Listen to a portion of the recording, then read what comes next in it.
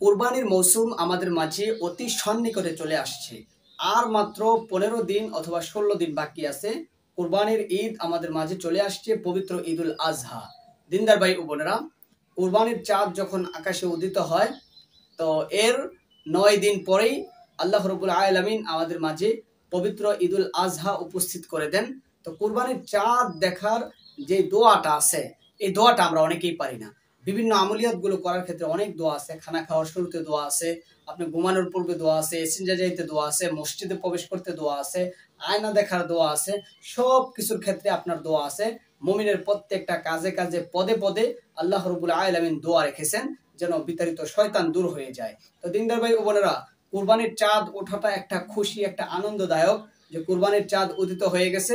এরপরে বিভিন্ন আমল আছে যে আমলগুলো করার কারণে আল্লাহ রাব্বুল আলামিন বান্দাকে রহম করেন, দয়া করেন, মায়া করেন এবং জীবনের পিছনে সমস্ত গুনাহ মাফ করেন।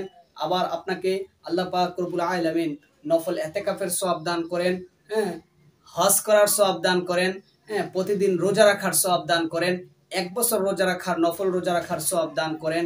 এই সমস্ত আমলিয়াতগুলো কি কি আমল করলে, কোন পন্থা অবলম্বন করলে এই সওয়াবগুলো পাওয়া যাবে আপনাদেরকে আমি ইনশাআল্লাহ বলে দিব। আগে নতুন এই চাঁদটা যখন আপনি দেখবেন, এই চাঁদ দেখার একটা মনের আনন্দ আছে, একটা দোয়া আছে। চাঁদের দিকে তাকাইয়া সুন্দর করে এই দোয়াটা আপনি পাঠ করবেন। আপনাকে এই দোয়াটাই এই ভিডিওতে আমি শিখিয়ে দেব ইনশাআল্লাহ। আশা করি চাঁদ ওঠার পরে আপনারা এই দোয়াটা পড়বেন, নতুন চাঁদ দেখার দোয়া। আল্লাহুম্মা আহিল্লাহু আলাইনা বিল আমনি ওয়াল ঈমানি ওয়াস সালামাতি ওয়াল ইসলামি রব্বি ওয়া রব্বুকাল্লাহ। আবার বলি, যখন আপনি চাঁদ দেখবেন তখনই আপনি এই দোয়াটা পড়বেন। আল্লাহুম্মা আহিল্লাহু আলাইনা বিল আমনি ওয়াল ঈমানি ওয়াস সালামাতি ওয়াল ইসলামি রব্বি ওয়া রব্বুকাল্লাহ। সুন্দর একটা দোয়া। দিনী ভাই বোনেরা, আল্লাহর হুকুমের প্রতি এত মজা, আল্লাহর হুকুম পালন করার ক্ষেত্রে আপনার মজা লাগা অনুভব করতে হবে। দেখবেন সবকিছুই ভালো লাগে। নামাজ পড়া মজা লাগে, ভালো ব্যবহার মানুষের সঙ্গে মজা লাগে, কোরআন তেলাওয়াত শুনতে পড়তে মজা লাগে।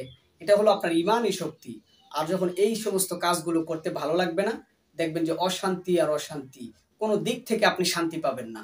সবসময় আপনাকে অশান্তি গ্রাস করে রাখবে। মানুষের কথা শুনতে ভালো লাগবে না, ঈমান ভিত্তিক আলোচনা শুনতে ভালো লাগবে না। দিনদার ভাই বোনেরা, আশা করি এই দোয়াটা আপনাকে আমি শোনাইতে পারছি, বুঝাইতে পারছি, শিখাইতে পারছি। এই আমলটা আপনারা করবেন অবশ্যই।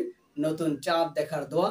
কুরবানির ঈদে যে চাঁদটা উঠবে, দেখার সঙ্গে সঙ্গে শুকরিয়াতান এই দোয়াটা পাঠ করে নেবেন। আল্লাহ আমাদেরকে সহি বুঝ দান করেন। আমিন।